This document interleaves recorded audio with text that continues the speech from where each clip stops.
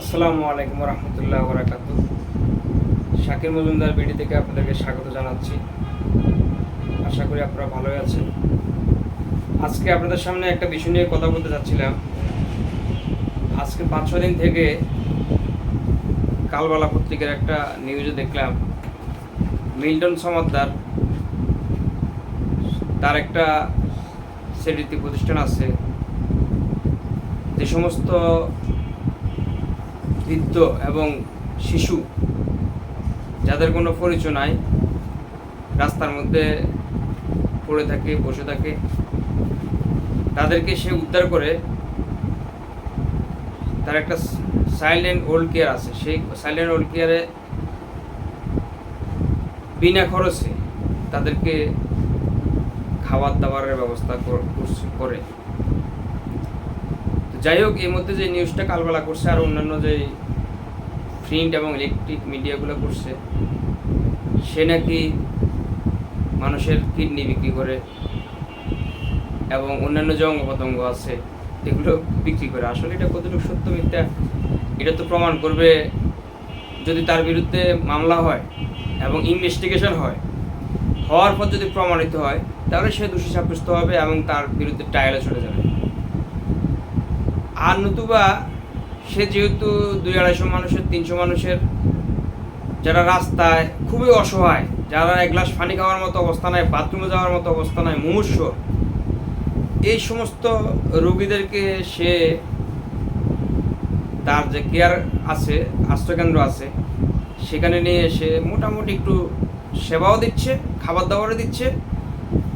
এটা নিচ্ছে একটা প্রশংসনীয় কাজ। কিন্তু যে এলিগেশনটা আসছে, সে যদি ঠিকই কিডনি বিক্রি করে থাকে বা মানুষের অঙ্গ প্রত্যঙ্গ, কিডনি, চোখ বা অন্যান্য হার্ট, লাং বিক্রি করে থাকে, তাহলে তো সে নিশ্চয় অপরাধী। কিন্তু তার বিরুদ্ধে প্রমাণিত না হওয়া পর্যন্ত তাকে অপরাধী বলা যাবে না। তো সে বারবার বলতে চাচ্ছে সে সাভারে একটা আশ্রয়কেন্দ্র করছে, সে আশ্রয়কেন্দ্রের একটা রাস্তার জন্য যাদের সাথে জায়গা নিয়ে সংঘর্ষ, তাদের সাথে তার একটা দ্বন্দ্ব হওয়ার কারণে ওইখানে তাদের লোকজন সাংবাদিক ছিল, তারা এই নিউজটা করছে। এখন আমি প্রশাসনের কাছে বিনীত অনুরোধ জানাবো, আপনারা ইনভেস্টিগেশন করেন।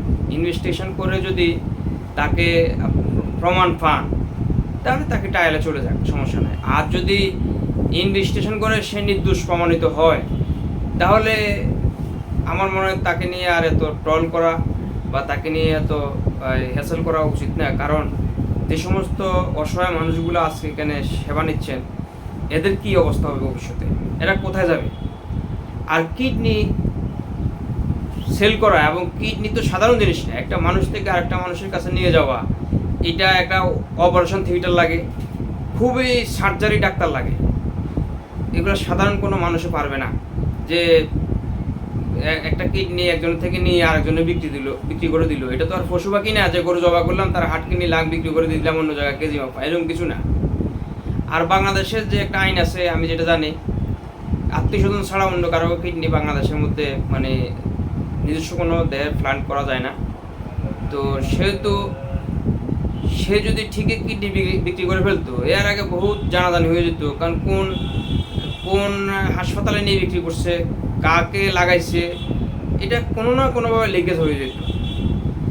এখন আমার প্রশ্ন হলো, যেহেতু তার বিরুদ্ধে অভিযোগটা আসছে, অভিযোগটা প্রমাণিত হওয়া না পর্যন্ত তাকে অভিযুক্ত বলা যাবে না।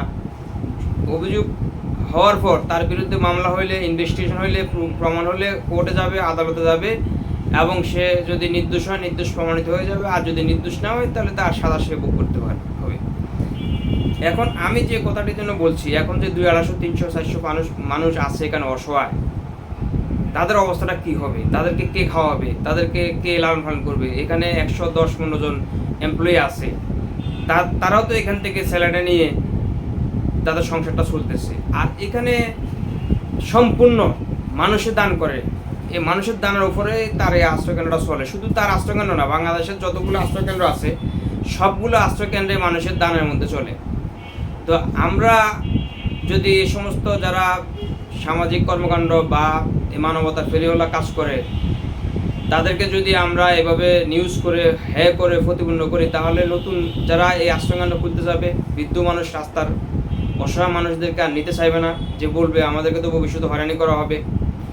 আপনারা দেখেন, আসলে এই সমস্ত সামাজিক কর্মকাণ্ড কাজ করতে গেলে দেখা গেছে 50 লাখ টাকা আসলে 2-5 লাখ টাকা বাংলাদেশে এমনি দুর্নীতিগ্রস্ত দেশ, সেখানে 2-5 লাখ টাকা তো আপনার এগুলা আপনার দুর্নীতি হবেই।